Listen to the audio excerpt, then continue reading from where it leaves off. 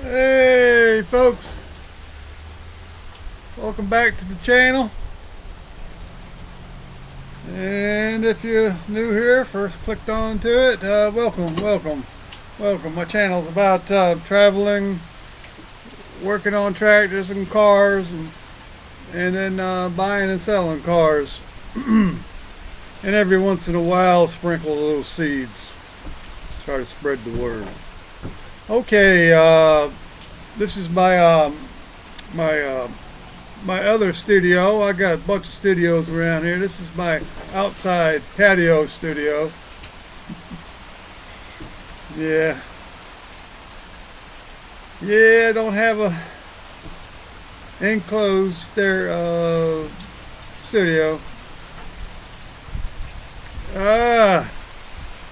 Yeah, I seen old Sarasota Tim cook some chicken. I hope he don't think that's cooked. Old blackened chicken.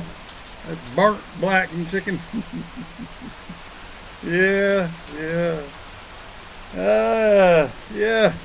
So it's a rainy day. It was pretty out here. As you guys probably know, I live in North Carolina. And it was nice and pretty. I've been advertising some cars and some tractor implements. A disc. My disc was a little bit too big for that 8N. I know I filmed it, and I'm going to go ahead and sell it, the disc, and buy me a smaller disc. One I can lift up a whole lot easier. So I sold that on Marketplace on Facebook. Marketplace, in my opinion, it's okay. It's a lot of tire kickers, yeah. And they don't really want to know the condition first. They want to know how less would you take right away, and some people offer you nothing for it, nothing. And then they say, well, why are you mad? Why are you mad? Because you didn't even look at it first, and they still trying to cut me down in price or lowball me really bad. It makes you kind of mad. It's like, oh man, I'll sell it here in my yard a lot easier. I can on Marketplace. But every once in a while, you run across some good deals on Marketplace. I bought some good stuff. I bought a camper. You probably see it behind me. I bought that a couple years ago. I had to travel to Outer Banks, which is pretty far from my house, to go look at it. And it turned out to be a pretty decent camper. It's only got 60,000 miles on it. And then my old 3 Buick, I actually took it down to the car wash down the house, and I washed that car, and I put some tire shine on that thing. Yeah, old Sarasota Tim would be proud of me. Yeah, you too, Carl. So stop asking me, do I have tire shine on my car? Yeah, it does now. Yes, sir. All right, you probably read my description about New York Dan. You finally found Sarasota Tim's campground, camper. Hopefully he didn't give the name of the campground. Hopefully he didn't give the name, because New York Dan don't mean no harm. I know he don't mean no harm. And he didn't go on the man's property. And I don't think he gave the name of the park. So that's good. Sarasota Tim, he actually docks himself a lot of times. He'll film right close to his house. So you pretty much figure it out within 2-3 miles where somebody stays. They keep filming the same way over and over again. Kind of figure it out, but it's not a good thing to to go any further than that, which he didn't. No harm done. He just filmed a little bit and went on about his business. So that's fair enough. Fair enough.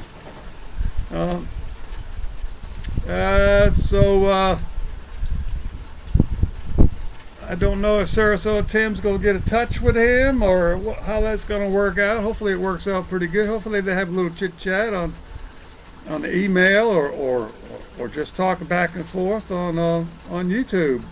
You know, about making channels and talking about. It's no big deal. I mean, you can meet up in a neutral place, go out to eat, have a good time, go back home.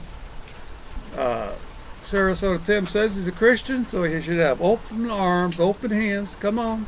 He already knows what New York Dan's all about. And should be no big deal. I wouldn't think. New York Dan met Dinger in Florida. No big deal. So what? Okay, guys. This run a little long. I'm narrowing down my projects. I got my car running pretty good. Like I said, I took it to the car wash, got it all nice and clean. I checked out a bunch of stuff on it. My parts car, I'm starting to sell a bunch of parts off my parts car. And trying to sell the windshield out and the doors and, you know, motor parts. I'm going to go ahead and sell all that stuff. I mainly bought it for the bumper anyway and the quarter panel for my other car that needed that stuff. So I'm ahead of the game a little bit. I'll be breaking even here soon, but I'm not really worried about it. I just got the parts car because I didn't really want to spend $100 on the bumper and $200 or $300 on the quarter panel. So I figure I'd go ahead and buy the whole car, and then if I can make some money off it, I'll make money off it. No big deal. There's a bunch of people around here that have them cars local, and they be coming over and getting a part or two here and there. I'll be honest with you, this gentleman, this young guy, you could tell he didn't have any money hardly at all. He wanted the hood liner, the liner out of it, the thing on top, the liner. I can't remember, the liner. Anyway, you know, the thing on top when you're inside the car. Anyway, so I told him I wanted a certain amount for it. He said, "Well, I'll see you in about a week. I got to rustle up some money." So, but the next day I got to think about it. I said, "Darn, this guy don't have a whole lot of money." So I went ahead and told him, I said, "Just go ahead and just take it on out, and you could have it for free." So I gave it to him. It was in pretty good shape, and I just gave it to him. I figured, well, you know, he don't have a whole lot of money. So a couple days later, when he rustled up some money, he asked me how much did I want for the interior light, and I told him, pretty much told him, and he came over yesterday and picked it up, and then when he's going to get some more money, he's going to buy some more parts off it because he got a car just like it. So I think it's a good thing to reach out and really read people, you know, if they're low on money. If it don't hurt you too bad, you know, give it to them, because the good Lord will take care of you and he'll give it back to you. And then some. We took care of my wife's uncle. He got sick and nobody could take care of him, so we brought him in our house and took care of him for a couple of years. Oh, the wind's blowing. Oh boy, I hope the wind don't blow on this thing. I'm going to start cutting. But anyway, let me wrap it up then. So we took care of him for a couple of years and brought him all over the place. He never went anywhere. He was born in this old house up the road. Born there, stayed there the whole time. He died when he's 80-something years old. And the only places that he gone is with us. We took him all over the beaches and took him to Daytona, Florida a few times, St. Augustine. Took him to Maine. So we took him all over right before he died. He lived a good life. he loved animals and children, and we did it for free. Yeah. All right, this is running a little long. Hopefully, y'all didn't cut out too fast on me, and the people who hung around for it, I appreciate it. So what I always say, know when the Messiah is coming. If you don't, ask me with comment and ask me. It's simple. It has something to do with 3 numbers, and you'll know when Messiah is coming. Easy as that. All right. Y'all have a good one.